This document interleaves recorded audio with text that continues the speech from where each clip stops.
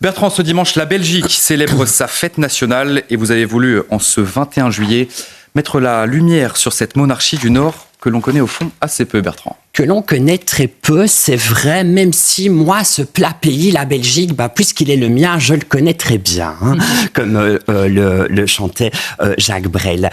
On la connaît très peu en majorité, vous avez raison. Pourquoi ? Parce que les Saxe-Cobourg-Gotha, en Belgique, c'est la parfaite opposition des Windsor en Angleterre. C'est la couronne de la discrétion. Il n'y a pas de scandale, très peu en tout cas, pas de bruit, pas de dépenses somptuaires, jamais.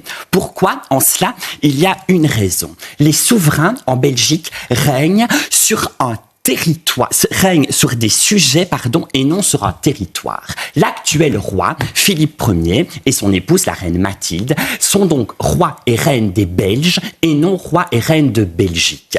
Tout cela remonte à 1993. On était sous Baudouin. L'État est devenu fédéral, c'est-à-dire qu'il est littéralement morcelé. On est morcelé en communautés, on est morcelé en régions.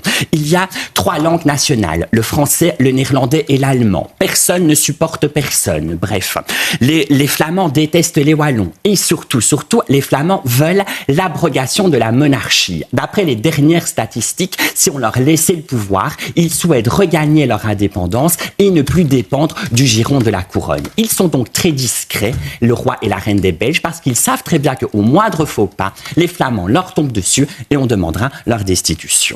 Alors vous l'avez dit, l'actuel souverain est Philippe Ier, mais elle était créée quand, cette couronne, Bertrand ? Eh bien, en 1831, le 21 juillet 1831, très précisément. C'est pour ça que tous les 21 juillet, on fête la fête nationale, lorsque Léopold Ier, qui est prince de Saxe-Cobourg-Gotha, prête serment, donc devant les chambres. Il est le premier souverain, il n'y a pas de couronnement en Belgique, c'est une passation de pouvoir. Ce Léopold Ier, il n'est pas totalement inconnu au bataillon, il était censé devenir prince consort d'Angleterre, il devait épouser Charlotte, qui était l'héritière du trône, et elle meurt en donnant naissance à leur enfant en 1817. Il se retrouve donc sans destin, alors qu'il a une ambition incroyable. C'est un militaire de carrière. Il finit par accepter le trône qu'on lui propose en 1830. Il est donc couronné, entre guillemets, le 21 juillet 1831.